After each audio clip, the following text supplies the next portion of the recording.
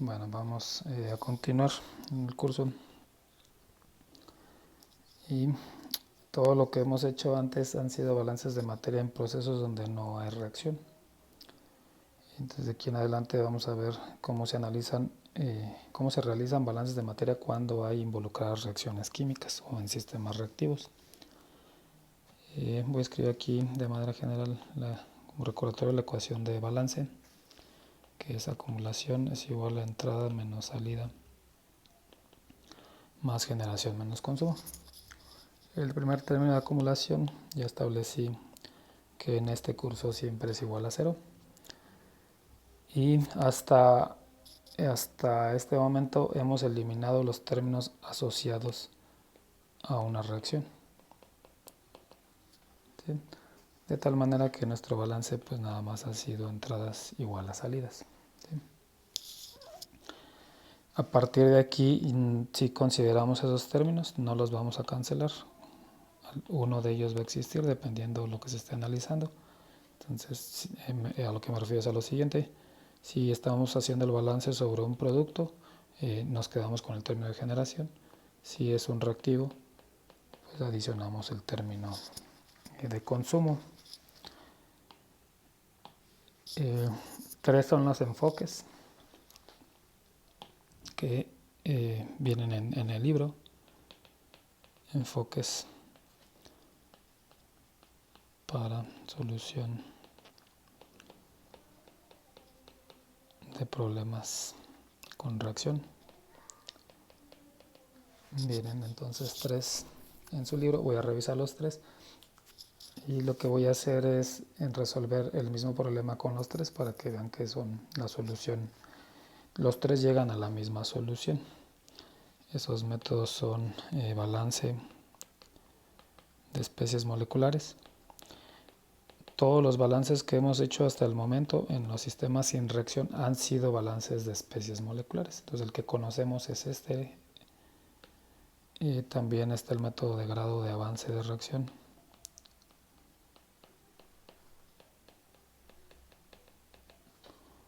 Y finalmente el balance de especies atómicas. Estos son los nombres de los tres métodos. Y lo que voy a hacer en este video pues es empezar con el primero, con este. Entonces va a ser balance o el método 1 o el enfoque 1, balance de especies moleculares, que como digo es el balance que conocemos. Entonces voy a seguir analizando el mismo problema que ya medio conocemos, que es la oxidación del dióxido de azufre para producir trióxido de azufre. Vamos a tener nuestra corriente que entra, que lleva 100 moles de dióxido por segundo y 90 moles de oxígeno por segundo. Y pues van a salir tres corrientes. N1, que va a ser el flujo del trióxido, N2 el del dióxido y N3 el del oxígeno, que no haya reaccionado. Estos dos últimos, lo que no reaccionó de ellos. Y lo que persigo pues es establecer esas incógnitas. Así como está etiquetado este diagrama de flujo, si hacemos los grados de libertad como conocemos, tenemos tres incógnitas, que es N1, N2 y N3. Y lo que sabemos es que podemos hacer un balance por cada especie molecular independiente, y aquí pues son independientes.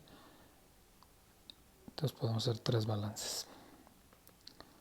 Uno para el SO2, otro para el oxígeno y otro para el SO3. No hay ecuaciones adicionales, no hay información adicional. Si calculamos nuestro grado de libertad obtenemos un 0 y aparentemente sí podríamos resolver para esas o calcular esas tres incógnitas, pero esto no va a ser así y vamos a ver por qué. Entonces voy a aplicar la ecuación, ya voy a eliminar el término de acumulación, entradas menos salidas más generación menos consumo, y la voy a aplicar, esta ecuación la voy a aplicar para cada especie. Voy a empezar con el SO2. Para el dióxido tenemos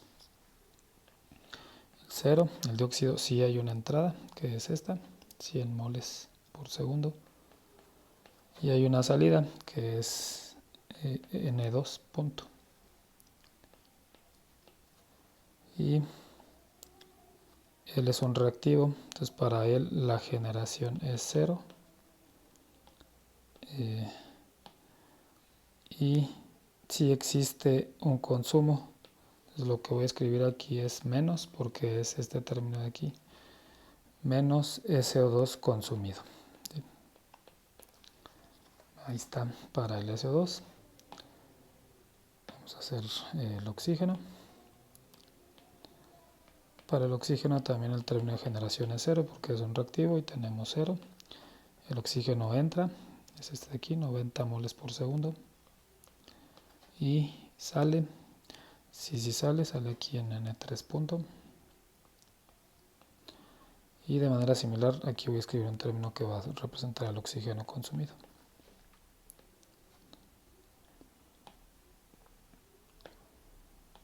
Luego nos queda o nos resta el SO3. Para el SO3 el consumo es 0 y hay un término de generación. Entonces sería 0. No hay entradas, como ven, del SO3. Entonces ahí agregamos otro 0. Y si hay una salida, que es lo que se está produciendo, que es N1. Menos N1 punto. Y aquí hay término positivo porque es más generación y sería el SO3 generado. ¿Sí? Ahí está el resultado. Y el problema aquí es que ya hay demasiadas incógnitas, ya no solo están las tres originales, que era N2, N3 y N1, ahora aparecieron otras tres incógnitas, estas tres. Entonces ahora tienes 6 incógnitas y sigues nada más pudiendo hacer 3 balances, que ya los hice aquí. Entonces tus grados de libertad, así como sabemos contar, dan 3. Y entonces pues no puedes resolver para esas incógnitas. ¿Sí? Entonces la ecuación de grados de libertad va a tener que cambiar para sistemas reactivos. Ahorita hablamos de eso más adelante. Vamos a regresar al problema original. Y vamos a considerar que N2 sí es conocido, que no es una incógnita. Entonces voy a borrar este de aquí. Y le vamos a asignar un valor. Voy a cambiar aquí de color para que se vea el cambio. Vamos a decir que salen 20 moles de SO2 por segundo. Y vamos a ver qué pasa con nuestros balances. Entonces ahora N2 no es una incógnita, es decir, este vale 20. ¿Sí? Entonces vamos a pasar otra vez acá para SO2. Voy a escribir todo esto otra vez, pero ya con el cambio este. Entonces tendríamos 0 es igual a 100 menos 20 menos el SO2 consumido. De esta ecuación, y es claro que podemos calcular ese término, SO2 consumido es igual a 80 moles por segundo. Entonces del primer balance ya podemos calcular ese término de SO2 consumido. Vamos a ver qué pasa con los otros para el SO3. El SO3, que es este balance de aquí, pues ahí no está, ahí no aparece N2. Entonces lo único que voy a hacer es resolver para N1. Entonces lo único que vamos a obtener es que N1 es igual al SO3 generado. ¿Sí? O sea, pero no sabemos cuánto se generó de SO3. Pero sí podemos calcularlo si utilizamos nuestros factores de conversión asociados a la estequiometría, puesto que ya conocemos cuánto se consume de uno de los reactivos, y con eso es suficiente para calcular los otros de acuerdo a lo que hemos visto. Lo que estoy tratando de decir es lo siguiente: si ya conocemos que se consumen 80 moles de CO2 por segundo, podemos utilizar entonces un factor de conversión. Voy a escribir la reacción otra vez por acá.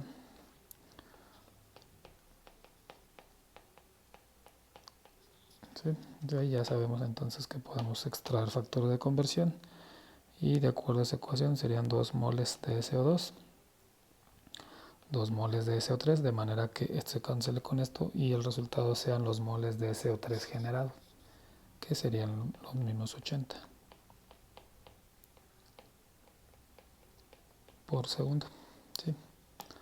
No se les olvide que este 2 pues salió de aquí y el de abajo de acá.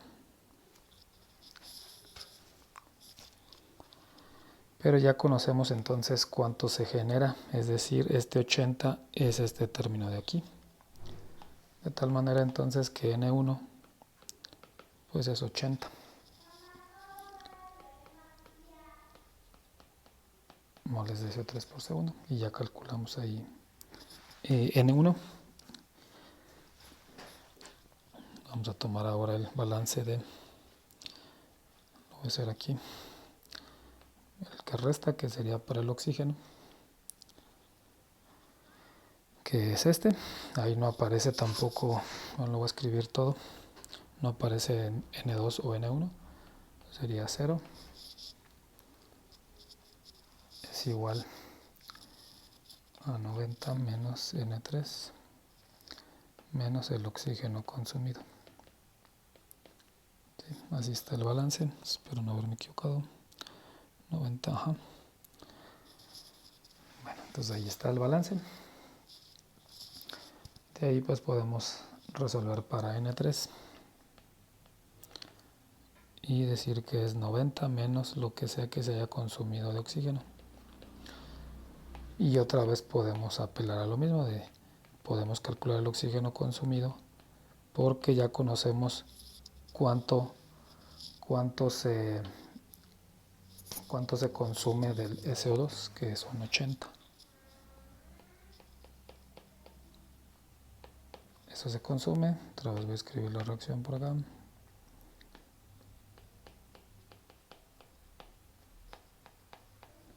Y ahí podemos extraer entonces nuestro factor de conversión, de manera que calculamos cuánto oxígeno se consume.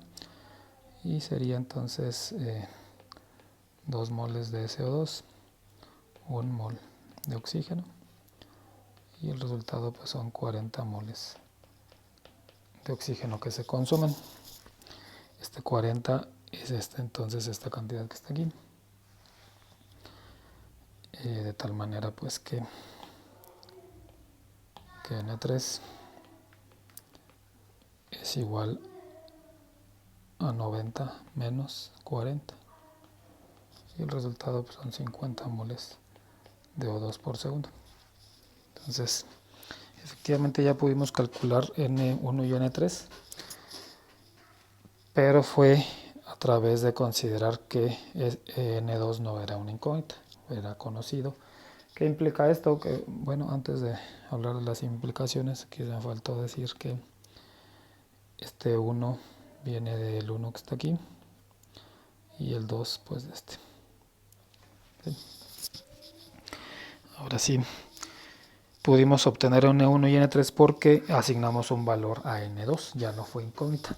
¿Qué implica eso? Que forzosamente el sistema tuvo que haber tenido grados de libertad igual a 1, de manera que cuando nosotros asignamos el valor a N2, ya los grados de libertad fueron 0 y pudimos obtener las otras dos. Entonces voy a escribir la ecuación general para calcular grados de libertad.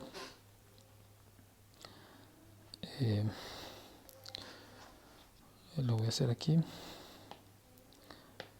Entonces, grados de libertad para balance de especies moleculares.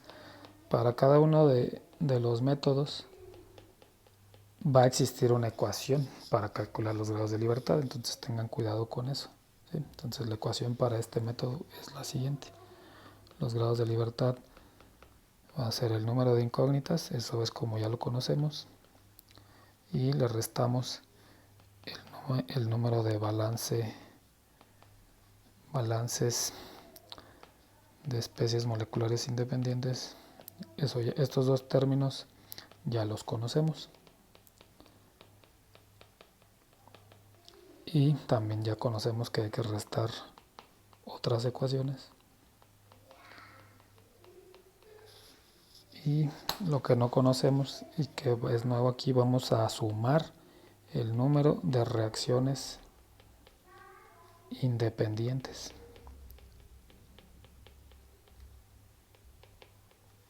¿Sí?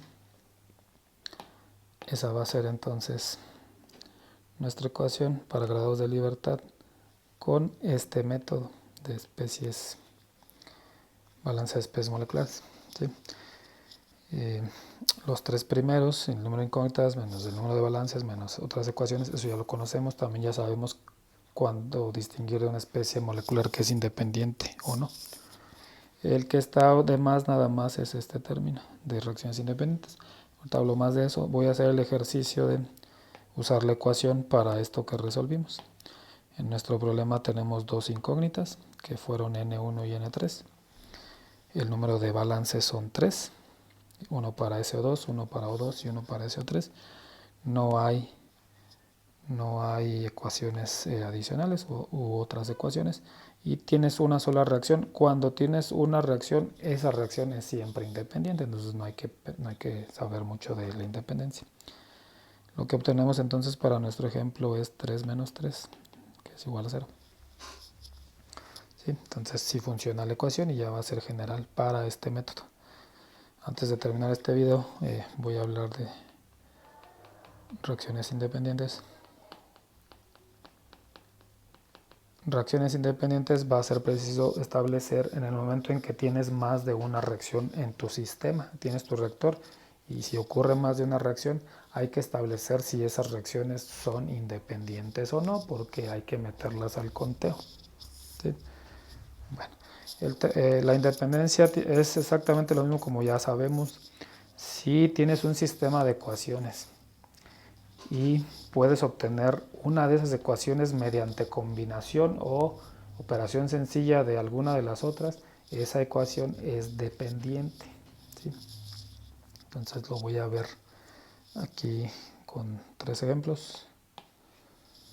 Entonces, si supongan que tenemos A da B y 2A da 2B. ¿Sí? Aquí en este ejemplo pues están escritas dos ecuaciones o dos reacciones, pero no son independientes. Claramente la de abajo la puedo obtener si multiplico la de arriba por 2, o la de abajo si la divido entre 2 pues obtengo la de arriba. Entonces hay una reacción independiente nada más. De hecho está mal escribir esta. ¿Sí?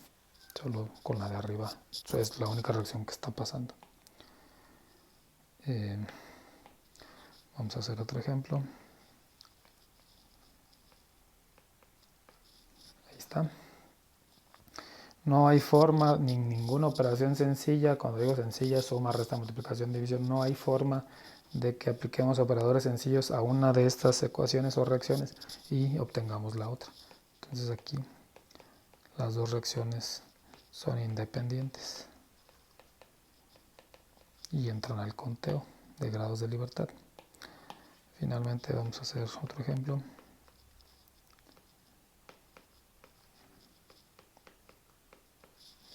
Ahí están 3. Y la pregunta es si las 3 son independientes. Y a lo mejor aquí ya está un poco más complicado de visualizar, pero lo que vamos a hacer entonces es, vamos a tomar la primera y la segunda la vamos a multiplicar por 2 y vamos a sumar. Y el resultado va a ser A es 12 Entonces pudimos obtener la tercera ecuación mediante combinación de las otras dos. No se les olvide, seguramente en algún momento de su vida les dijeron que una reacción pues es esencialmente una ecuación, es decir, puedo escribir así: A es igual a 2B y 2B es igual a 2C, y hacer la suma. Estos se van a cancelar como se canceló acá, y el resultado pues es A es igual a 2C, que es esto mismo. Entonces, en este último ejemplo hay dos reacciones independientes.